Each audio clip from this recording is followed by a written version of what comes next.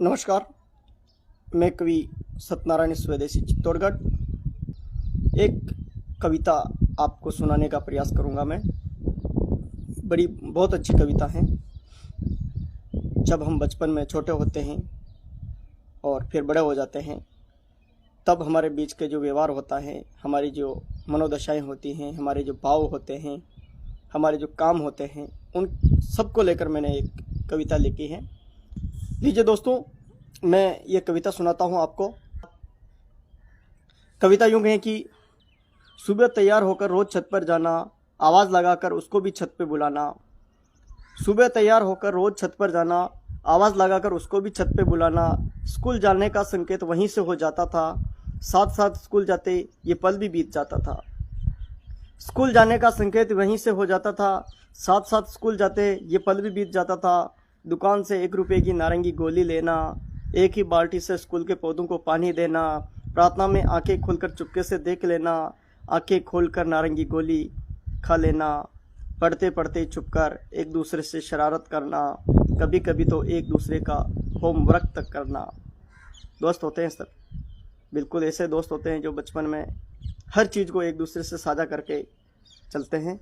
तब मैंने लिखने का प्रयास किया है कि प्रार्थना में आंखें खोलकर चुपके से देख लेना, दोनों खाकर नारंगी गोली फिर आंखें मूंद लेना, पढ़ते पढ़ते छुपकर एक दूसरे से शरारत करना, कभी कभी तो एक दूसरे का होमवर्क तक करना, वो पानी पीने की छुट्टी एक साथ मांगना, पानी पीते पीते मुंह पर छींटे मारना, इंटरवल का खाना साथ में खाना, बिन बताए कापियों में चुटकुले लिख देना, वो ईद पर तेरे घर से सवैया लाना, वो ईद पर तेरे घर से सवैया लाना, पूरी कक्षा में बांट कर फिर साथ में खाना, बिन कहे कुछ तो एहसास हो जाता था, एक दूसरे की उलझनों का वहीं हल हो जाता था।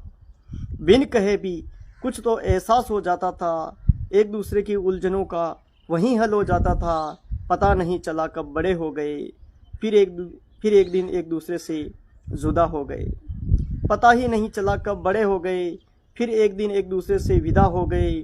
न खबर न संदेशा न हालात मालूम है, कमाने क्या लगे दिन का पता न रात मालूम है, कमाने क्या लगे दिन का पता न रात मालूम है।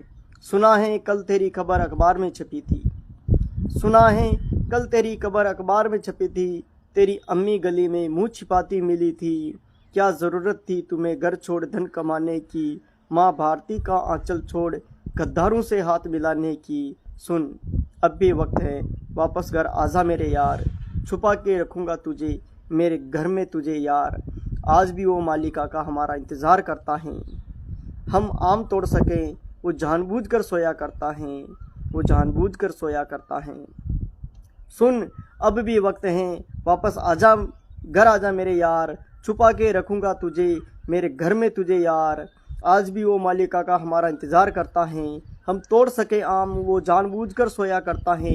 उसकी डांट भरी बातों में भी शहद सी मिठास है, हम दोनों आम तोड़ने जरूर आएंगे, उसको आस है। उसकी आस को निराशाजनक मत कर मेरे यार, तेरे कदम चले नेकी पर तू शुरुआत तो कर मेरे यार, तेरे कदम चले नेकी पर तू शुरुआत तो कर मेरे यार। क्या तू भूल गया जब मैं पानी में डूब गया था और मेरी सांसें भी ठीक से नहीं चल रही थी। तू क्या भूल गया कि जब मैं पानी में डूब गया था और मेरी सांसें भी ठीक से नहीं चल रही थी। अस्पताल में तेरी अम्मी मेरा सिर सहला सहला कर अल्लाह से इबादत कर रही थी।